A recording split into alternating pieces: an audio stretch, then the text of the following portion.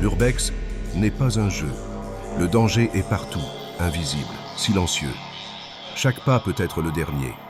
Ici, le silence te teste, et seul le respect te protège.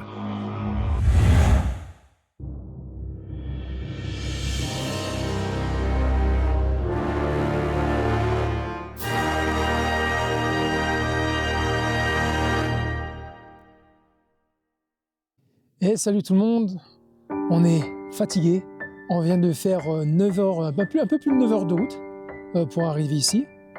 Il est 8h30, c'est désert, il y a juste le bruit, on dirait le bruit des avions.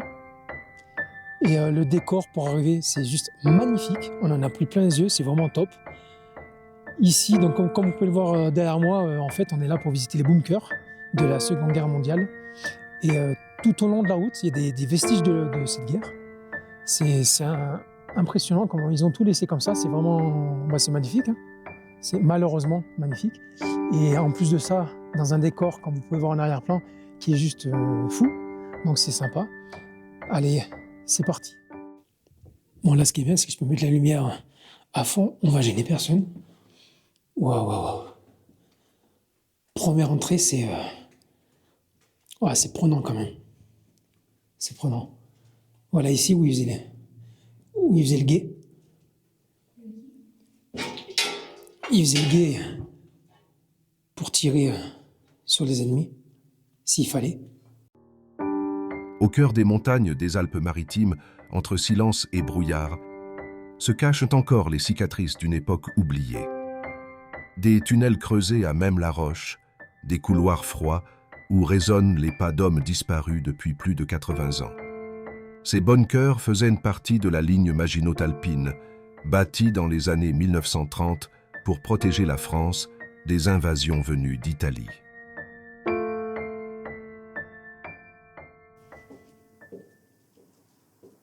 Oh non. Il faut se dire quand même qu'ici, c'était pas, voilà, comme on peut voir, les pièces sont toutes petites. C'était pas un endroit pour s'amuser ou faire la fête. Hein. C'était vraiment un lieu pour se replier, pour se défendre. C'est vraiment des toutes petites pièces. Il y avait même un chauffage. Waouh. Et là, on a, comme vient de dire ma fille, à mon avis, c'était peut-être pas les dortoirs, ça, non? C'est peut-être là où ils rangeaient les armes. Ou c'était peut-être les dortoirs. Alors là, franchement, pour vous dire, j'en sais rien. C'est juste impressionnant.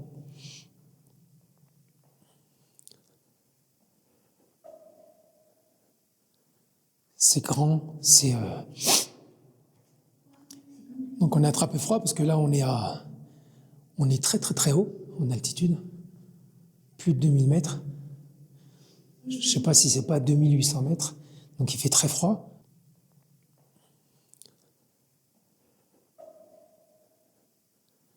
On s'imprègne des lieux en se disant, en essayant de se remémorer un petit peu, enfin de s'imaginer un petit peu le vécu qu'ils avaient.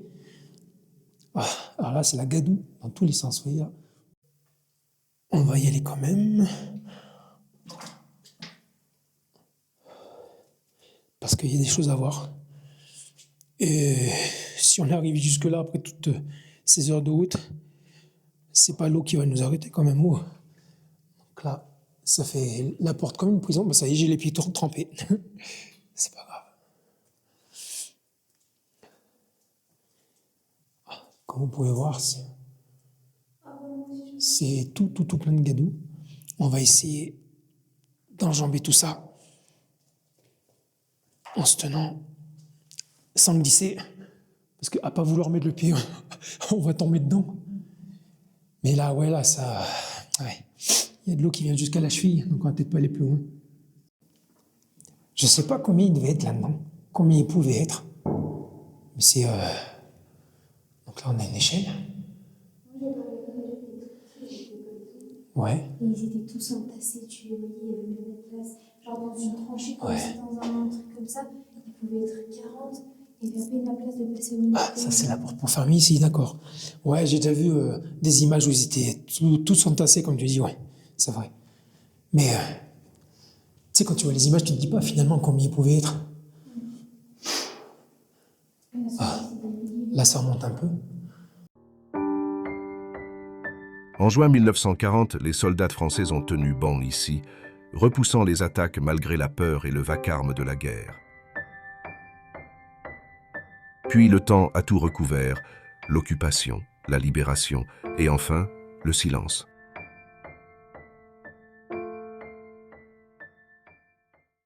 Ah, ça y est, on vient de monter. Et ben on dirait une petite tour, une toute petite tour où ils pouvaient contrôler. Comme vous pouvez voir, ils en avaient une vue.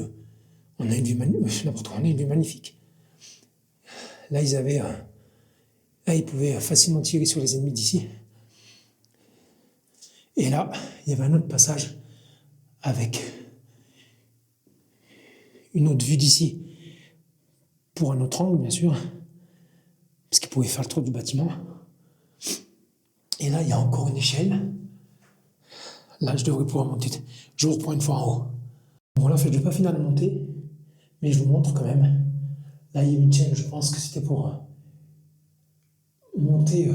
Oui, il y a une chaîne avec comme un pylône pour monter là-haut. Donc, je pense que c'était pour monter soit les gars ou je ne sais pas du tout. Et comme vous pouvez voir, il y a des petits trous toujours même pour tirer sur les ennemis. Voilà. Bon, bah, allez, on redescend. Donc voilà, on a redescendu les échelles. On va retourner d'où on vient et puis on va descendre. Et il y avait plusieurs étages. Et ouais, la question qui me revient encore et qui va me revenir jusqu'à la fin, je pense, c'est combien ils étaient par étage. Est-ce que c'est tous les mêmes ou est-ce qu'en dessous, il est encore plus grand? C'est une bonne question. Allez, je vous reprends quand on est arrivé à l'entrée. Bon, voilà. En fait, on est sorti de l'autre bunker parce qu'on a tout fait. On va entrer dans celui-là. Oh, les portes, c'est des portes blindées, vraiment. Waouh, wow. Alors, est-ce que ça va être... attention là, pas tomber. Est-ce que ça va être similaire à l'autre? Voilà, ben, toujours une porte pour être prêt à tirer. Une petite fenêtre, une lucarne, pardon, pas une porte. Hop, attention à la tête, je sais pas pourquoi ils ont mis ça. Ouais, je sais pas pour que personne ne s'affaisse sur en barbe, ouais, c'est bizarre. Hop là. Allez, on va descendre. Vous voyez, il y a comme un grand tuyau en bas. Je me demande s'ils n'ont pas mis ça pour drainer l'eau, pour pomper l'eau. Ouais, je sais pas du tout. Là, je dirais vraiment des bêtises. Et oula, ah bah là, il y a de l'eau jusqu'aux chevilles, on peut pas aller là-bas. Si j'avais su, j'aurais vraiment mené des bottes. Parce que du coup, ça va peut-être nous limiter dans la visite. Bon, là, c'est plein de boue partout. Ici, bah, c'était les toilettes. Comme vous pouvez voir. Ouais. Ça a comme crié. J'ai entendu, ouais. Et là, toilette turque toujours. Bon, c'était là, le coin toilette. Ouais, peut-être quelqu'un d'autre qui s'est arrêté devant. On n'est pas les seuls à vouloir visiter ça, je pense.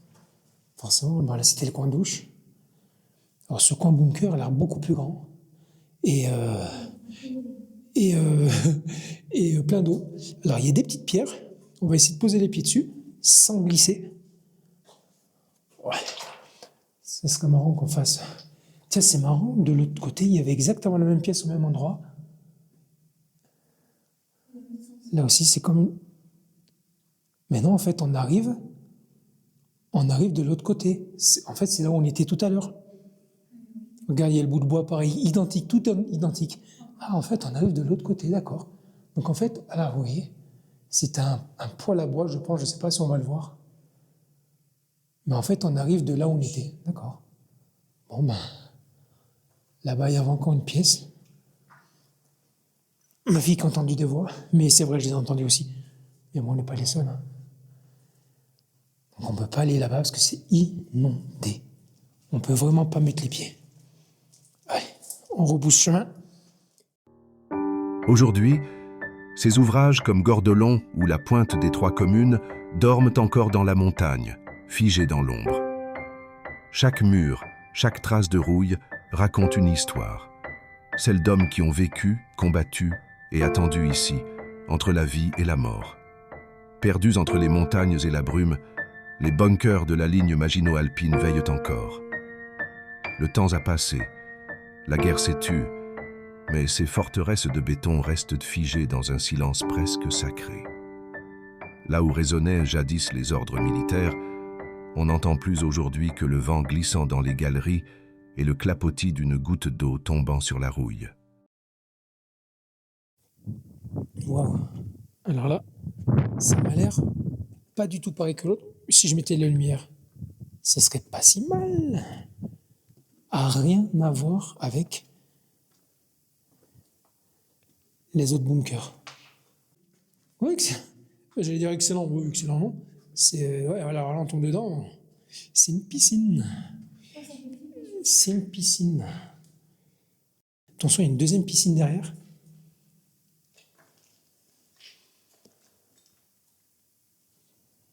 Là, on a un lit. On a un lit avec une porte. D'accord, il y a une petite porte qui mène à une échelle. Ouais. Et ouh, c'est une piscine. Pas tomber de l'échelle. Et je suppose que ça mène très haut. Mais en haut, il n'y a que des tuyaux en fait. Ouais, il n'y a pas d'ouverture. Ouais, c'est bizarre. Alors vous voyez ici, il y a des rails. Il y a encore des rails au sol, comme je vous ai montré tout à l'heure. Ah, il y a une chauve-souris qui est morte par terre. Il y a une chauve-souris morte. Ou pas. Je ne sais pas. On dirait qu'ils ont muré. On dirait qu'ils ont muré pour pas aller plus loin. Parce que c'est bizarre que le chariot s'arrête là, ou je ne sais pas, c'est bizarre.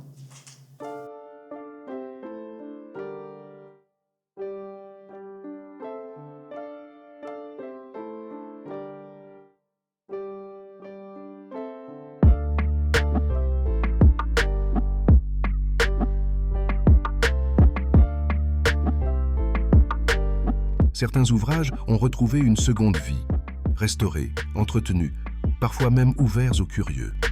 Les couloirs y sentent encore l'huile, la poussière, le métal froid. D'autres, comme Gordelon ou la Pointe des Trois Communes, ont été oubliés du monde.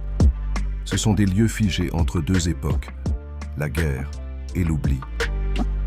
Quand on y entre aujourd'hui, on a l'impression que tout peut encore se réveiller, comme si les voix des soldats n'étaient jamais vraiment parties.